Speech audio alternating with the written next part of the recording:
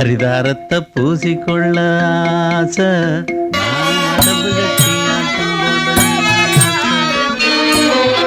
கூத்துப்பட்டறை மேடை நாடகங்களில் மிக நீண்ட அனுபவத்தோடு நாடகம்தான் என்னோட உலகம்னு இன்று வரை நாடக உலகை அசத்திக் கொண்டிருக்கும் இந்த நடிகர்.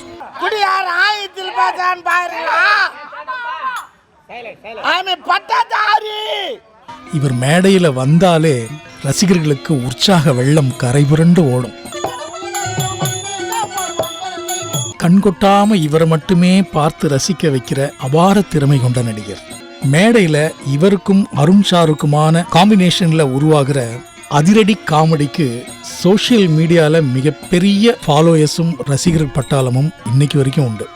இவங்க மேடையில் அடிக்கிற லூட்டியை நினைச்சு சிரிச்சு சிரிச்சு நமக்கு வயிறு வலியே வந்துடும். பொண்ணு போனா பொண்ணு நம்ம பெத்துக்கலாம், பொண்டாட்டி போனா பொண்டாட்டி பெத்து முடியுமா? பொண்டாட்டிய பெத்துக்கோங்க, கட்டிக்கோங்கப்பா. எனக்கு தெரியாதுங்க, சாரி. இவருடைய மிக மிக நுணுக்கமான நடிப்பு ஒவ்வொரு மணித்துளியும் நம்மளை ஆச்சரியத்தில் ஆழ்த்தும். நடிகவேள் M R. Radha, Nagesh, Charlie Chaplin, நடிகர் ப்ரூஸ்லி, இப்படி மிகச்சிறந்த நடிகர்கள் எல்லாரையும் இவருடைய நடிப்புல நம்ம கண்ணு முன்னாடி கொண்டு வந்துடுற அபார திறமை கொண்ட நடிகர். அது வந்து சட்டம் போடு, பொம்பளைங்க வயசு வந்தா கூடாரம் கட்டி உட்கார வச்சு புட்டிச்சு கொடுக்க போறேன். ஆம்பளைங்க நாங்க வயசு வந்தா கூடாரம் கட்டி உட்கார வச்சு ஒரு குவார்டர் சுட்டா கருவாடு வாங்கி கொடு. தெருக்கூத்தில் ஆரம்பித்து 13 வருடங்களுக்கும் மேலாக கூத்துப்பட்டறையோடு இணைந்து நடித்த அனுபவம் வாய்ந்த குறும்பூர் ராஜேஸ்வரி நாடக மன்றத்தின் கட்டியக்காரன், திருவண்ணாமலை மாவட்டம் வாழைப்பந்தல் அருகிலுள்ள முனுகுப்பட்டு கிராமத்தைச் சேர்ந்த தனித்துவமான நடிகர் திரு முருகன் அவர்கள்.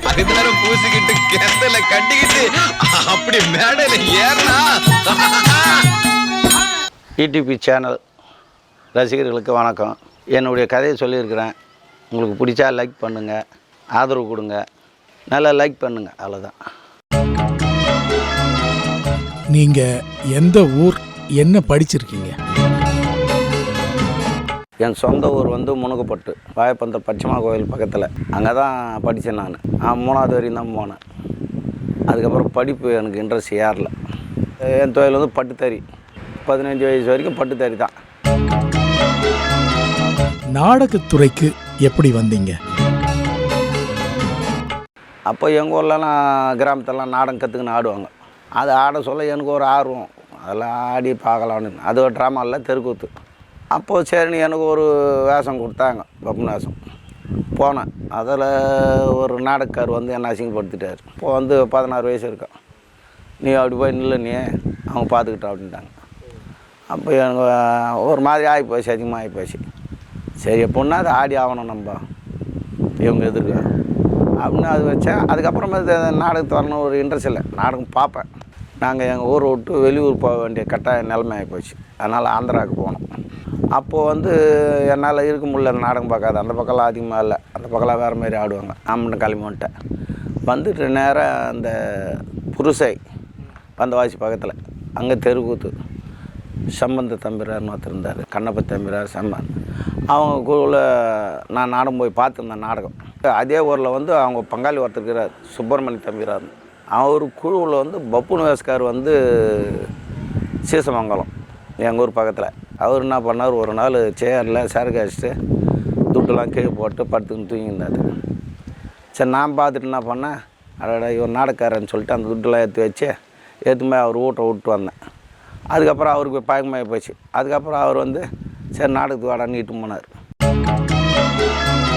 கூத்துப்பட்டறைக்கு எப்போ எப்படி போனீங்க? அதுக்கப்புறம் சம்பந்தங்கிட்ட வந்தேன், பக்கத்தில் அங்கே பங்காளிக்கிட்ட. அவங்க வந்து அந்த ஒவ்வொரு வேஷம் கொடுப்பாங்க, ஒவ்வொரு பாட்டு தான். அதை ஆடினேன். அப்போ ஆடிட்டு சொல்ல அதில் சம்பந்தத்துக்கு அண்ணன் ஒருத்தர் இருந்தார், காசிநாதன். அவர் சென்னை கூத்துப்பாட்டில் இருந்தார்.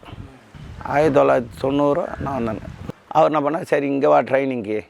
அங்கே போனோடனே தெருக்கூத்தில் நவீன நாடகம், அது வருஷத்துக்கு ஒரு 4 நாடகம் 3 நாடகம் தான் ஆடுவோம். அங்கே போயிட்டோன்னா அப்படியே சின்ன சின்ன ரோல் கொடுத்துருந்தாங்க.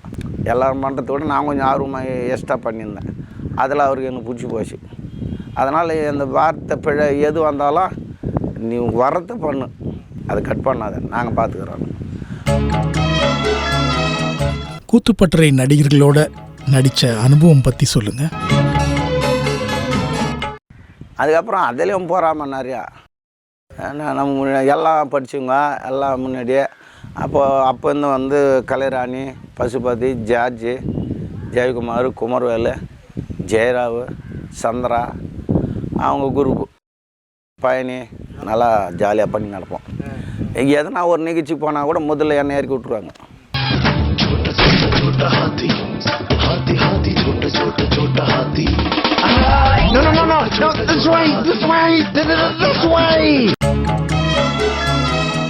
நடிகர் நாசரோட மேடை நாடகங்களை நடிச்சிருக்கீங்களா? நாசர் சார் எங்களாம் ஒரு நடிக்கல, அவர் வருவார் வந்து பார்ப்பார் போயிடுவார். அவராக ஒரு நடிக்க ஒரு சான்ஸ் கிடச்சது வந்து இது தான், பொன்னியின் செல்வன் தான். நான், ஜார்ஜி இவங்களாம் வந்து இந்த முதலே வர மாரி இந்த இதுவாக வர மாரிலாம் நாங்கள் ஏற்பாடு பண்ணோம். அப்போ தான் எனக்கு கல்யாணத்தை வச்சுட்டாங்க. அந்த நாடகத்து அன்றைக்கி தான் அவருக்கு போய் நான் பத்திரிக்கை வச்சேன். வெடிக்காலம் கல்யாணத்துக்கு வந்துட்டார். அன்றைக்கி விஜய்க்கு கல்யாணம், நடிகர் விஜய்க்கு. அவர் கல்யாணத்துக்கு போகல, இங்கே வந்துட்டார் கல்யாணத்துக்கு. நான் மறுநாள் ஃபங்க்ஷனுக்கு அங்கே போயிட்டார். அவரை கூப்பிடுவார், சில ஷூட்டிங்லாம் போய் பார்ப்பேன்.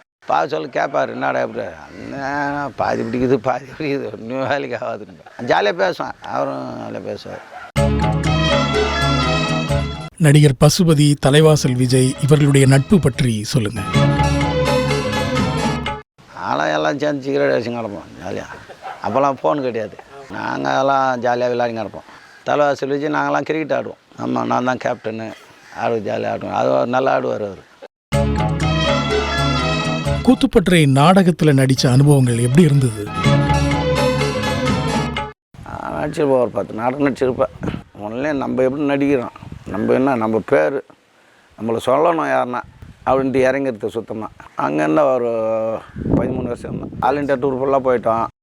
அதுக்கப்புறம் டெல்லி நிறைய போய்க்கிறோம், சிங்கப்பூர் போனோம். ஐநூஸ்கோ மேக்பத் நாடகம்னு எடுத்தாங்க ஒன்று. அதில் வந்து மொத்தம் க்ளோன் எல்லாம் ஜோக்கருங்களாக இருக்கணும் அப்படின்னு. அது ட்ரைனிங் எடுத்தாங்க. கம்பெனியில் யாருக்கும் சரியாக வராது அன்றைக்கி. நான் மட்டும் இறங்கி பண்ணிட்டேன், இதை வந்துடுச்சு எனக்கு. அதுக்கு ட்ரைனிங்க்கு வந்து எப்படி எடுத்தேன்னாக்கா, பகலில் மேக்கப் போட்டுன்னு தெருவில் நடந்து போகணும். அது கிலோன் மேக்கப் வந்து வெளியே வரக்கூடாது. அது என்ன பண்ணாலும் ஏது பண்ணாலும். ஸ்டேடியத்தில் வந்து கிரிக்கெட் நடந்துச்சு. அப்போ போகணுன்னு சொல்லிட்டு மேக்கப் போயிட்டப்போ மேக்கப் போயிட்டு நான் சும்மா இல்லை, அது போட்ட உடனே அது மாறி போச்சு. போலீஸ்காரர் குதிரை வச்சுக்கிட்டு இருந்திருந்தார். குதிரை ஒரு ரவுண்டு தெரியும், அவர் வாடிக்கிட்டு வந்துட்டார். அதுக்கப்புறம் என்ன கூட வந்துட்டு சொல்லிட்டு போய் உள்ளே போய் கிரிக்கெட்லாம் பார்த்து வந்தேன். கூத்துப்பட்டறையில் எந்த மாதிரியான பயிற்சிகள்லாம் கொடுப்பாங்க? அங்கே நம்ம கற்றுக் கொடுப்பாங்க. இங்கே ஜனங்களை பார்த்து நம்ம எப்படி ரசிக்கிறாங்க அப்படின்னு பார்த்துக்கிட்டு தான். சில இது வந்து ட்ரைனிங்லாம் வந்து நான் இருட்டில் உக்காந்துன்னு ஒரு புள்ளி வயசு அதை ஃபோக்கஸ் மட்டும் பார்ப்பேன். ஃபோக்கஸ் லுக்கிங் எப்படி பார்க்குறாங்க அப்படின்னு. ஒரு நாடகத்துக்கு முக்கியமாக அது வந்து ஒரு காட்சியில் வருதுன்னாக்கா, அந்த காட்சியில் என்ன நடக்குது, ஏது நடக்குது. இப்போ அங்கே ஒருத்தர் பேசுங்கன்னா நம்ம இங்கேருந்து பார்க்குறோன்னா அது லுக்கிங் அது வரணும். இப்போ ஒரு காட்சி, இந்த காட்சியில் தான் நம்ம போனோம் அப்படின்னா போகணும், இல்லைன்னா போகக்கூடாது, வெளியே வரக்கூடாது. ஏன்னா அந்த வெளியேருந்து பார்க்குறவங்களுக்கு அது தெரியாது, ஏன் வரான் எதுக்கு வரான்னு. அதுக்கப்புறம் அந்த கூத்துப்பாட்டில் அப்படியே இருந்தேன். அங்கேருந்து தெருக்கூத்துக்கு வரது போகிறது அப்படி வந்து போய்கின்னு இருந்தேன். முழு நேர நாடக நடிகராக ஆனது எப்படி? ஒரு கட்டத்தில் வந்து கூத்துப்பாட்டு விட்டு வர நிலமை வந்து உடனே கல்யாணம் பண்ணிவிட்டு அதுக்கப்புறம் இங்கே செட்டில் ஆகிட்டேன். தெருக்குத்தான் போனோம் முதல்ல. அங்கே போனோன்னு அந்த மைன் வேஷம் ட்ரெஸ் எல்லாம் எடுத்துக்கிட்டாங்க. நம்ம எடுக்கிறதுக்கு அங்கே பொருளாதாரம் சரியில்லை. அதனால் சரின்னு சொல்லிட்டு அப்படியே இன்னும் கொஞ்ச நாள். அதுக்கப்புறமேட்டு ட்ராமாவுக்கு வந்துட்டேன். ட்ராமா ஒன்று பப்புன்னு வேஷம் கொடுத்தாங்க. முதல்ல ஒரு சீனுக்கு போனேன். அப்படியே கொஞ்சம் தத்துக்கான்னு பண்ணேன். அதை அங்கே ட்ரைனிங் வச்சு கொஞ்சம் பண்ணேன். நீங்கள் வாங்கின முதல் சம்பளம் எவ்வளவு? 50 ரூபா கொடுத்தாங்க முதல் சம்பளம். 2002 நீங்கள் எப்படி கட்டியக்காரனா? நீங்கள் அன்னபூரணி ஒரு நாடகம் இருந்துச்சு. அதுக்கப்புறம் பாண்டிய நாடகம் பண்ணுறோம் ஒன்று இருந்தேன், கலைத்தன்றல்னு. அப்படியே அதில் நான் வந்தேன். அதுக்கப்புறம் கொஞ்சம் கொஞ்சமாக தான் அதே ட்ரைனிங் ஆகி அதுக்கப்புறமேட்டு மெயின் பப்புன்னு பேர் வந்துச்சு. இப்போ 1960 வெளிவந்த தொடப்பம் இப்போது தான் தனி விமானத்தில் இங்கே வந்து இறங்கியது. அது நிறைய செக்கிங் பண்ணி இருப்பதனால் லேட்டாக வந்து விட்டது. இது எங்கள் அம்மா அவர் ஒப்பாடிக்கிறேன், கை தட்டுங்க.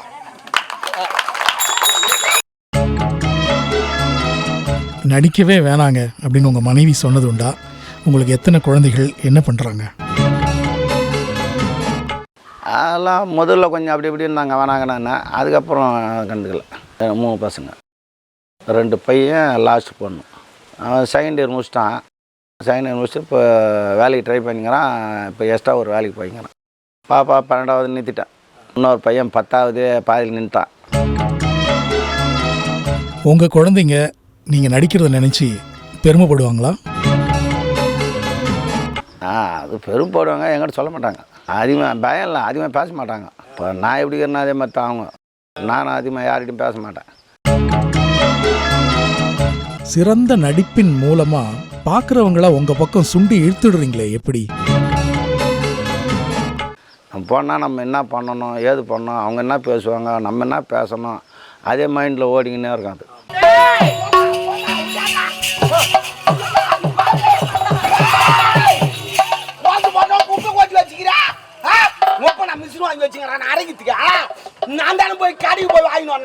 அந்த நேரத்துக்கு அந்த டைமிங் மிஸ் ஆகாத. அந்த டைமிங் எதுன்னா நான் அதிகமாக ஜாக்கிஸ்தான் படம் பார்ப்பேன், ஏன்னா டைமிங்காக. அப்புறம் சார்லி சாம்பியன் படம் பார்ப்பேன். இதெல்லாம் பார்த்து தான் நான் அதில் கொஞ்சம் ட்ரைனிங். அந்த குத்துப்பாட்டில் சொல்ல வாங்கின்னு வந்து பார்த்து அது டைமிங் அந்த இதெல்லாம் வச்சுக்கிறது. குத்துப்பாட்டில் பாதி கிடச்சி இப்போ நான் பாதி அதை முயற்சி பண்ணது. அது முயற்சி பண்ணால் யாரும் இல்லாத டைமில் நான் பாட்டு ஒன்றியே எதனா பண்ணி கிடப்பேன். நான் சும்மா இருக்க மாட்டேன். ஏன்னா ஒன்று பண்ணிக்கின்னு கண்ணாடி பெருசாக இருக்காங்க, அந்த கண்ணாடி பார்த்து நானே பண்ணிக்கின்னு இருப்பேன். அதனால் வந்த ட்ரைனிங்கு தான் இப்போது.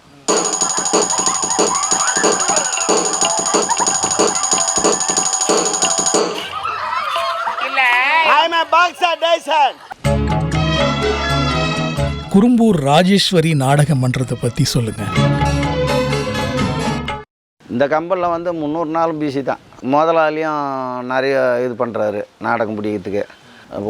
ஒரு நடிகர் துவஞ்சால் கூட இன்னொரு நடிகரை கொஞ்சம் எடுத்து அப்படி தூங்கி போயின்னுக்கிறோம். அதனால் அது போயிங்குது. நடிகர் அருண் ஷாருக்கும் உங்களுக்குமான அசத்தலான காம்பினேஷன் எப்படி கிரியேட் ஆச்சு? அவங்க வந்து ஒரு வருஷத்துக்கு அப்புறமேட்டு தான் அது டெவலப் ஆச்சு. அதுக்கப்புறம்லாம் வந்து நான் யாரையும் தொட மாட்டேன் அதிகமாக, பொம்பளாசுக்காரன். அதுக்கப்புறம் சரின்னு சொல்லிட்டு அப்படியே பேசி அந்த டைலாகு டெலிவரி என்ன சொல்கிறேன், நான் அதுக்கு வந்து சொல்கிறேன், நீ என்ன சொல்கிறேன், நான் அதுக்கு வந்து அந்த இதில் வந்து எங்களுக்கு இதுவாகி போச்சு. நான் அப்படியே டைமிங்கோடு அடிப்பேன். நீ என்ன பேச நான் அதுக்கு அந்த அந்த நேரத்தை போட்டுருவேன். அது ஜனங்களுக்கு டக்குன்னு புரியும். அதில் கொஞ்சம் டைம் மிஸ் ஆனால் அது போயிடும். என்ன இப்போ அதிகமாக சொல்கிறது டாப்பர்னு சொல்கிறாங்க.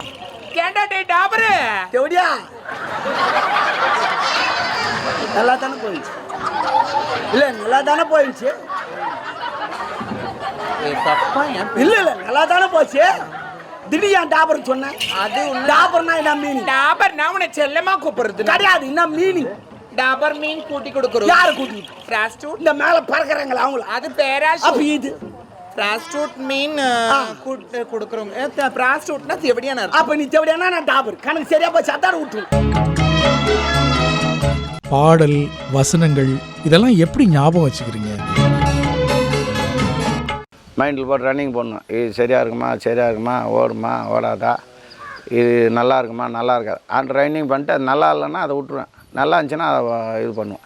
இப்போ நைட்டு கூட ட்ராமாவில் பார்த்துருப்பீங்க, சில சீன் வரணும், அவங்க ஆள் வரல, நான் வந்து சொல்லிட்டு இட்டு மாட்டேன். சில இது நிறைய வந்து இப்போ நைட்டு நான் சொல்லி இட்டு போவேன் மொத்தம். அது ஒரு முறை நம்ம காட்டணும், அதுக்கப்புறம் அவங்க பிடிச்சிக்க போகிறாங்க. ஏன்னா அந்த நாலேஜ் சில பேருக்கு கிடையாது. நம்ம எங்கே போவோமோ எங்கே வரோமோ அதில் தான் இருப்பாங்க. அது கரெக்டாக அந்த கதையை கோத்து இட்டு போகிறதுக்கு ரொம்ப கஷ்டம். மாட்டை கட்டி கறக்க போறேன். மாட்டை கட்டி கறக்க ஆட்டை கட்டி கறப்பாங்க. ஓஹோ, முன்வீல்ல காதுக்கு தானே பார்க்க. நீ நடிக்கும் போது நாங்களாம் எப்பவுமே முன்வீல்ல பார்க்க மாட்டோம், பின்வீல்ல தான் பார்ப்போம். என்னடா உங்கள சைக்கிளுக்கு பெல்ல காணோம்? என் சீட்டுங்க உக்காந்துக்கிற அடிக்கிறியா? அந்த பல்லு தான் கணக்கன்னு அடிக்கும். சரிப்பா. ஒரு நாடக நடிகன் எப்படி இருக்கணும்? ஒரு நடிகை முதல்ல அவனாக இருக்கணும், அவ்வளோதான். வேறு ஒன்றும் கிடையாது. அவனாக இருக்கணும். கொஞ்சம் அதிகமாகவும் போகக்கூடாது, கீழே வரக்கூடாது. அதே லெவலில் இருந்தால் போய்கினே இருக்கும். நாடகத்துறைலாம் வந்து இப்படி இருக்கணும், அப்படி தான் நடத்தணும் அப்படின்னு சொன்னாக்கா புரிய மாட்டேங்குது சில பேருக்கு. இப்போ கூட வெளியில் போகிற நடிகர் நான் சொல்லி தருவேன், அங்கே ஏன் நிற்கிற, நீ எதுக்கு நிற்கிறா, யார் என்ன பேசுகிறாங்க, எதுக்கு இந்த பண்ணணும் அப்படின்லாம் சொல்லுதுவேன். அவங்க தெரியாது நம்ம என்னவோ சொல்கிறோம், இவன் என்ன சொல்கிறது, நம்ம என்ன அவர் பெரிய அப்படின்னு சொல்லிட்டு அவங்க போயிடுவாங்க. நாடகத்தில் கட்டியக்காரனுடைய முக்கியத்துவம் என்ன? முக்கியத்துவம்னா நான் இப்போ ஒரு நடிகர் வந்து ஒரு வார்த்தை மிஸ் ஆகி போச்சுன்னா அந்த இடத்த நிரப்பிட்டு போகிறது தான் எங்கள் வேலை. இது சாப்பாடு லேட்டாக வந்தாங்க என்ன பிரச்சனையா? என்ன சாப்பாடு வாங்கியிருந்தாலா குழம்பு வாங்கியிருந்தாலா தெரியுண்டா, நீ என்ன சந்தேகம் பண்ணு தெரியுண்டா. மணி ஆள் இல்லையே ஊர் நாட்டாமக்காரனை வச்சுங்கிறான்னு கேட்குறேன். அவதான் உன்னே பார்த்துக்கிறேன். அதான் இப்போ ஒருத்தர் திடீர்னு உள்ள லேட் ஆகி போச்சு, ஒரு பொம்பளை சேலை கட்டுறாங்கன்னா அந்த இடத்த வந்து நாங்கள் நிறவிட்டு ஓடிடுவோம். அதுக்கு தான் நாங்கள் இருக்குது. சில பேர் என்ன பண்ணுவாங்க, நான் கட்டிக்காரன் ரோல் அப்படின்வாங்க. சில பேர் வந்து முக்கியமாக அதை பார்ப்பாங்க.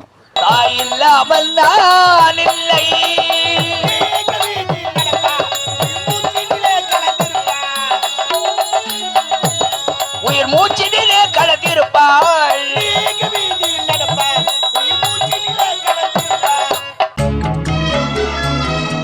மற்றவங்களை சிரிக்க வைக்கிற நகைச்சுவை நடிகர்கள் மனசுல பெரிய சோகம் இருக்கும்னு சொல்றாங்களே, உண்மையா? அவங்க தான் அவங்க தான் எல்லாருக்கும் சோகம் இருக்க தான் செய்யும், அது பிரச்சனை கிடையாது. அதெல்லாம் நான் கண்டுக்கிறது கிடையாது. நம்ம வேலை என்னம்மா, உடம்பு சரியில்லைனா கூட வெளியே போயிட்டு அந்த தெரியாத மாதிரி பண்ணிட்டு வந்துடும், அவள் தான். சினிமா வாய்ப்பு தேடினீங்களா? அது என்னன்னு தெரியல, அதை போட தோணல. நம்ம நாடகத்திலே அந்த இதில் இருந்துட்டான், அது போகணுன்னு ஒரு எண்ணம் வரல. இப்போ நாசர் கூட ஒரு படம் எடுத்தார், இது மாயன் ஒரு படம். அதில் என்ன தான் நடிக்க ரெடி பண்ணிட்டாங்க. இந்த வடிவேல் இது அந்த கத்தி எச்சமு வைத்தலாம், அது நான் பண்ணது தெனாலிராமன் நாடகத்தில். அதை அப்படியே சொல்லி அவர் பண்ணி வச்சாங்க. நான் தான் நடிக்க வந்தேன், நான் நடிக்கலை. நடிகர் நாசர் உங்களை திரும்ப நடிக்க கூப்பிடலையா? நாசர் நிறைய சொல்லி விட்டார். பாண்டியராஜன் டைரக்டரு அவங்களாம் பார்த்தேன், அவங்க வேறு லெவலில் இருக்கிறாங்க. அவங்க என்ன பண்ணுறாங்கன்னா, அவங்களுக்கு மரியாதை கொடுக்கணும், அதில் அதை அங்கே நடிச்சு காட்டணும் அப்படின்றாங்க. ஏன்னா எனக்கு கேரக்டர் கொடுத்தா நடிக்க போகிறோம், அதை நடிச்சு கேட்டு பார்த்து இல்லை அது நமக்கு பிடிக்கல. அது ஒன்று பிடிச்சா வந்துக்கிட்டு போய் பண்ணு, இல்லைன்னா விட்டுரு. சினிமா நடிப்புக்கும் மேடை நாடக நடிப்புக்கும் வித்தியாசம் இருக்கா? வித்தியாசம் நிறைய இருக்குது. எப்படின்னா இது வந்து நேரடியாகவே நம்ம பார்க்குறோம் ஆடியன்ஸை, நல்லா இருக்குதுன்னு சிரிக்கிறாங்களா இல்லை நல்லா இல்லைன்னு திட்டுறாங்களா, அதுக்கேற்ற மாரி நம்ம நவுத்தி போவோம். படத்தில் அப்படி கிடையாது, நம்ம நடிச்சிட்டு போடுவோம். அவன் நல்லா இருந்தாலும் நல்லா இல்லைன்னா பார்த்து தான் ஆகணும்.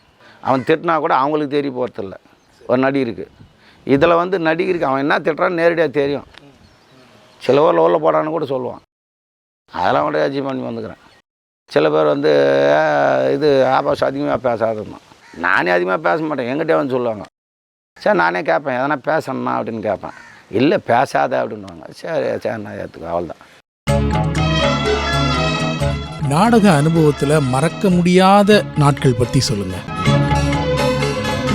இப்போ ஆரம்பத்தில் வந்து சங்காட்டிலேருந்து ராஜான்னு ஒருத்தர்,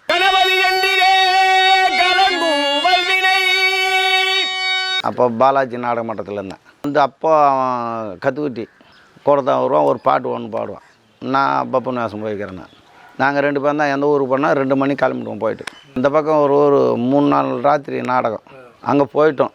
அங்கே போயிட்டு அங்கே வந்து ஒரு கோயிலை சுற்றி கடை வெட்டிங்கிறாங்க எல்லாம். நாங்கள் போகணுன்னு நினச்சோம். ஓஹோ இன்றைக்கி ஆட்டுக்கறி போட போகிறாங்க அதுன்னு சொல்லிட்டு போயிட்டு ஒரு 8:30 மணிக்கு சாப்பாடு கூப்பிட்டாங்க. கோயிலாண்டு போய் உக்காந்த உடனே சரி ஆட்டுக்கறி குழம்பு எடுத்துன்னு வர போகிறாங்கன்னு ரெடியாக இருக்கிறாங்க எல்லாம்.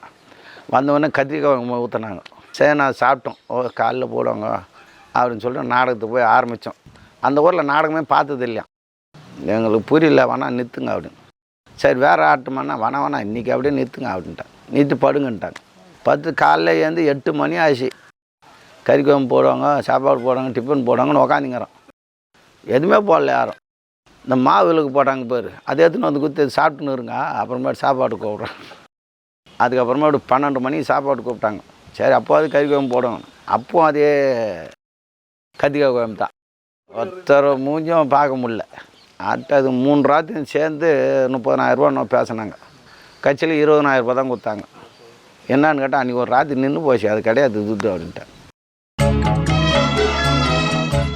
ஏன்டா இந்த துறைக்கு வந்தோம் அப்படின்னு என்னைக்காவது நீங்க வருந்தினது உண்டா? சார் கழிச்சிட்டு சும்மா கலாட்டா பண்ணிக்கின்னு அதை பண்ணாது இதை பண்ணாது அதை பண்ணாதுன்னா ரொம்ப கடுப்பாய். நீ இஷ்டந்தான் பாருங்கன்னா வீட்டுக்கு போ, இல்லை துட்டு கொடுக்கத்தாலும் போ அப்படியே பேசுவேன் நான். இது அந்த காலத்தில் நல்ல மரியாதை. இப்போது இந்த டிவி அதிகமாக கிடையாது, வேறு நிகழ்ச்சி ஓட்டை யாரும் பார்க்க மாட்டாங்க. நேராக இந்த கூத்து வந்து பார்த்தா தான், ட்ராமா கூத்து இது பார்த்தா தான் உண்டு. அது முன்னே மாதத்துக்கு ஒரு முறை போய் படம் பார்ப்பாங்க. இப்போ அதெல்லாம் கிடையாது, எல்லாம் ஓட்டை பார்த்துட்றாங்க டெய்லி. அதனால் இப்போ மரியாதை கொஞ்சம் கம்மியாகுது.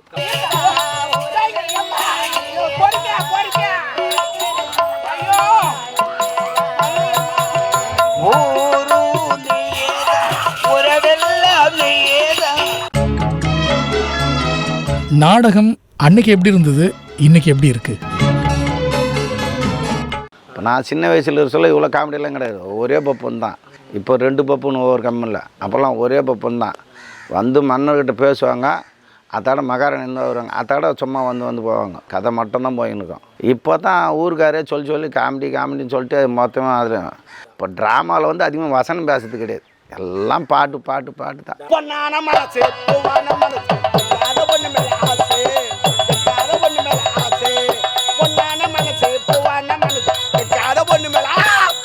இப்போ ஒரு குரூப் போகிறோன்னா நந்தவனத்தை பற்றி பேசணும், நான் நந்தவனத்தை பற்றி பேசணும். இவங்க வேறு ஏதோ பேசின்னு டென்ட்டு மாத்திரன்னு சொல்லிட்டு மாற்றிட்டாங்கப்பா. அதை நான் சொல்லி பார்த்தேன், இன்னும் வரல. அப்போ இருக்கிற நடிகரே சொல்லுவேன், கரெக்டாக போவாங்க, கரெக்டாக வாங்க, வெளியே போய் என்னென்னா பண்ணிப்பாங்க. இந்த இடத்துல வந்து அப்படி இருந்தீங்கன்னா உங்கள் பேர் வரும், இல்லை வராது. இப்போ நடிகர்லாங்கிறாங்கன்னா அவங்க பேர்லாம் இப்போ சொல்லுவாங்க. இப்போ ஹரிச்சந்திரா அண்ணா அந்த கம்பெனியில் அவர் இருந்தார், இப்போ ஹரிச்சந்திரா சூப்பராக அண்ணா இருப்பா அப்படின்னு பேர் சொல்லுவாங்க. இப்போ இருக்கிற நடிகருக்கு என்ன பேர் சொல்ல, எந்த பேரும் சொல்ல மாட்டாங்க. சில பேர் வந்து பொய்து வெடிதா, துட்டு வருதா, அதாட போகிறாங்க. இதை நடிக்கணும் அப்படின்னு ஒரு ஆர்வத்தில் வந்தாங்கன்னு வச்சா நாடகம் எங்கேயோ போகும். நாடகத்தில் புராணம் பற்றி சொல்லுங்க. புராணக்கார இருக்குது, சில ஊரில் கேட்குறாங்க, சில ஊரில் கேட்க மாட்டேன்றாங்க. முப்பரி, ராவண காவியம், ஹரிச்சந்திரா, வாலி மோசம். உங்களுடைய குருன்னா யாரை சொல்லுவீங்க? புருஷ சம்பந்தம் தான். ஏன்னா முதல்ல அங்கே தான் போய் சேர்ந்தேன். எனக்கு குருன்னா முதல்ல என்னை வேணான்னு சொன்னாங்க பாரு எங்கள் ஊரில், அவங்க தான் குரு எனக்கு. இப்போ அவங்களால தான் அந்த ஆர்வத்தினால வந்து நான் செஞ்சேன். உங்களுக்கு பிடிச்சது நாடகமா தெருக்கூத்தா? என் தெருக்கூத்தான் பிடிக்கும். அதுனா தெரியல, அது சின்ன வயசுல அது ஒரு இன்ட்ரெஸ்ட் அது. ஆமாம், இப்போ கூட தெருக்கூத்தாங்கன்னா நான் போய் பார்ப்பேன், சும்மா தானே போய் பார்ப்பேன். இப்போ கூட நான் இங்கே இருக்க சொல்ல ட்ராமாவில் இருந்தேன்னா தெருக்கூத்து போனால் எனக்குன்னு ஒரு வேஷம், காமெடி வேஷம் ஒன்று வரும், அது விட்டுருவாங்க, அது பண்ணிவிடுவேன் நான்.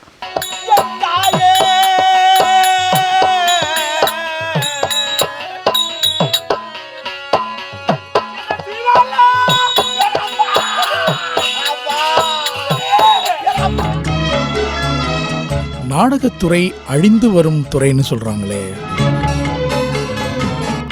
கலை அப்படியே தான் இருக்கும், அது வேறு மாரி இருக்கும். இப்போ அப்பத்தி நாடகத்துக்கும் இப்பத்தி ட்ராமாவுக்கும் நிறைய வித்தியாசங்க.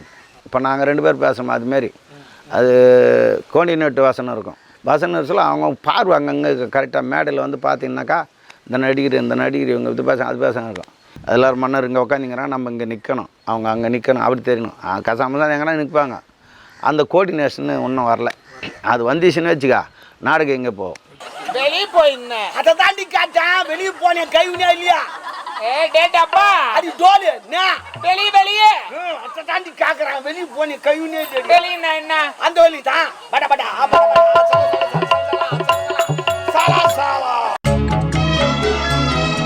உங்களுக்கு தேவையான பணம், பொருள், வீடு, வசதி எல்லாம் செஞ்சு கொடுக்குறோம், நாளையிலிருந்து நடிப்பை விட்டுருவீங்களா? அது இருக்க முடியாது, அது இதில் இறங்கி போச்சு. இது நம்ம ஒரு குறிக்கோள் அது போய்ங்கிறோம், அது மாறாது. அப்படி நாடகத்தில் என்ன தாங்க இருக்கு? அது மன நிம்மதி கிடைக்குது அங்கே போனோம்னா. நம்ம நடிச்சுட்டு அது திருப்தியாக நம்ம நடிச்சிட்டுனா ஜனங்களுக்கு ஏற்றுக்கினாங்களா அவன் மனசு திருப்தியாக போகுது. அது சரியாக நடிக்கலைன்னா அன்றைக்கி ஃபுல்லாக நம்ம பேஜாராக தான் இருப்பேன். நான் ஒரு நாள் லீவ் போட்டால் கூட மறுநாள் போக சொல்ல பேஜாராக தான் இருக்குது நமக்கு. நாடகத்துறையில் யூடியூபோட பங்கு எப்படி இருக்குன்னு நினைக்கிறீங்க? யூடியூப் நிறைய ஹெல்ப் பண்ணுது. இங்கே ஒரு வசனம் பேசுகிறேன், அங்கே ஒரு வசனம் மாற்றி பேசணும்னு வச்சுக்க, சரிங்க பேசலாம்னு சொல்லிட்டு அவன் நேரம் வந்து அந்த வசனத்தை பேசலையாங்க. இதுபோல் நிறைய நடக்குது. நம்ம பயந்துக்குன்னு அது பேசிட்டுமே வேறு பேசணும்னு வச்சுக்க, ஏன் அதை பேசலைன்னு கேட்பான். இது வந்து யூடியூப்லனாக்கா நான் இங்கே தான் ஃபுல்லாக எங்கே நாடகம் ஆடுறோமோ அங்கே தான் லவ்ன்றது இருக்கும். இது வந்து எல்லா இடத்துக்கும் போகுது. அமெரிக்காவிலேருந்து ஃபோன் பண்ணாங்க, சிங்கப்பூர்லேருந்து ஃபோன் பண்ணுறாங்க. இந்த வாய் இலையில ஏன் தண்ணி தெளிக்கிறாங்க தெரியுமா? வாய் இலையில ஏன் தெளிக்கிறாங்கன்னா பாரம்பரியமா அப்படி இருந்து செய்யக்கூடிய ஒரு வேலை கிடையாது. வாய் இலையில ஏன் சாப்பிடும்போது தண்ணி தெளிக்கிறாங்கன்னா இந்த காக்காலாம் பேனு வச்சிருக்கும், அதை தொடக்கிறதுக்கு தான். எப்படி சாப்பிட ஓடும்? உங்களுக்கு விருது அல்லது அங்கீகாரம் கிடைச்சிருக்கா? இப்போ கூட சில பேர் பட்டம் நிறைய வாங்குறாங்கன்னா அது நேரடி அவன் வந்து கொடுக்கறது கிடையாது. இவங்களே எழுதி போட்டு அதுக்கு நிறைய ரெக்கக்னேஷன் பண்ணி அது வாங்கிறது, அதெல்லாம் நமக்கு பிடிக்காது. ஒன்று கொடு இல்லை விடு, அவள் தான்.